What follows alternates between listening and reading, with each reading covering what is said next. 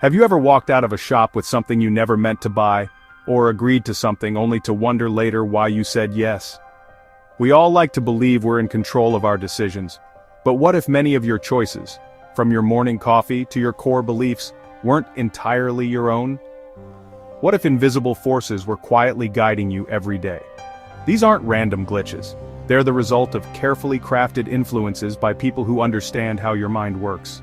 The most effective control is the kind you never notice, the kind that makes you believe the idea was yours all along. Advertisers, politicians, influencers, even friends, they all know how to speak to your subconscious, using colors, words, and choices to steer you. The first step to regaining control is to recognize these strings exist. It's not about paranoia, but about curiosity. Why did I make that choice? What nudged me? Only by seeing the architecture of persuasion around you can you decide whether to follow its path or choose your own. Manipulation is most powerful when it's silent. It doesn't shout, it nudges. Think of car commercials. They don't sell you specs, they sell you freedom, adventure, and status. You remember the feeling, not the facts. Politicians do the same, using words like hope and change to trigger emotion, not logic. They unite us against a common enemy, asking us to feel, not think. Influencers present perfect lives, making you believe their products are the secret to happiness. Their advice feels friendly, but it's calculated. The real target is your subconscious. If they can make you feel, they can guide your behavior, without you realizing it. Manipulation hides in the music of a commercial, the color of a logo, the words of a speech. It's a silent, invisible force, powerful because you rarely notice it. The next time you feel drawn to a product, a cause, or a person, ask yourself, what feeling are they selling me?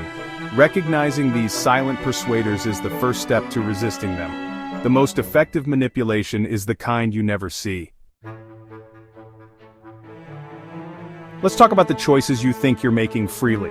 In a coffee shop, you see 3 latte sizes: small, medium, large. The medium is overpriced, making the large seem like a bargain. That's the decoy effect. The menu is designed to push you toward a specific choice. Subscription plans do the same: basic, premium, enterprise. Most people pick the middle, reasonable option, not realizing the company framed the choice for them. Another trick is priming. Subtle cues like the smell of bread or the color red can make you hungry or impulsive without you knowing why. Our brains crave shortcuts, so we rely on context and comparisons. Manipulators design the environment, frame the options, and let your instincts do the rest. You feel in control, but you're navigating a maze built by someone else. The next time you're presented with options, pause and ask, who designed this choice? Are you picking what you want, or what someone wants you to want? Awareness of these frames is your best defense. Don't just choose consciously. Manipulation isn't just for corporations, it happens in daily conversations too. Notice how a salesperson repeats your name. That's a great point, David. It triggers a sense of importance and trust, making you more receptive. Silence is another tool. After making an offer, a negotiator might go quiet, letting your discomfort push you to fill the gap, often by conceding. Mirroring is powerful too. When someone subtly copies your posture or gestures, your brain registers them as like you, lowering your defenses. These techniques aren't always malicious, but when used systematically, they become tools of manipulation. The person using them knows the rules better than you do, leveraging your need for connection and comfort. The dance of conversation can be beautiful, but it's wise to notice your partner's steps. Next time you feel unusually agreeable, ask, what cues am I responding to? Awareness turns subtle manipulation into conscious choice. Stay alert to the social strings being pulled. Today, some of the most powerful manipulators aren't people. They're algorithms. Your social media feed, video recommendations, and news are curated to keep you engaged, learning what you like, fear, and what makes you angry. Outrage and controversy keep you scrolling, trapping you in an echo chamber of your own biases. Even the design of platforms manipulates you. Notification pings act like slot machines, training your brain to crave the next dopamine hit. This isn't just about habits, it's about shaping your emotions and attention. Infinite scroll means there's never a natural stopping point, keeping you in a loop of passive consumption. Your attention is the product being sold. The longer you stay, the more data and ad revenue you generate. Tech companies employ psychologists to make their platforms addictive and persuasive. You're not the customer, you're the resource. Recognize the game, and you can start to play by your own rules.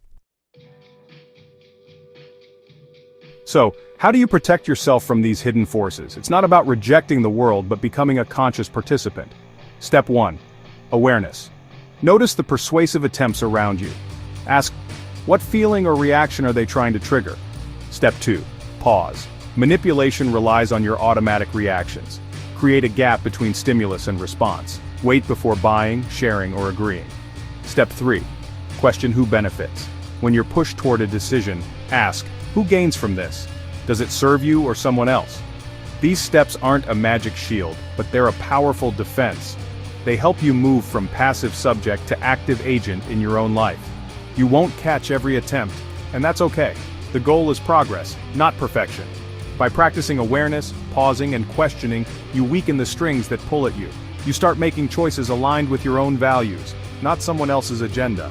Reclaim your mind, one conscious choice at a time. We've explored the invisible world of psychological manipulation, how it shapes our purchases, politics, conversations, and digital lives. The most effective control is the kind that makes you believe you're free. The world will always try to influence you, but you don't have to be a puppet. Cultivate awareness, pause for thought, and always ask, who benefits? Learn to distinguish your own desires from those planted by others. As you move through life, ask, who is in control here? The architect, the algorithm, or me? Your freedom depends on your willingness to question and consciously choose your own path.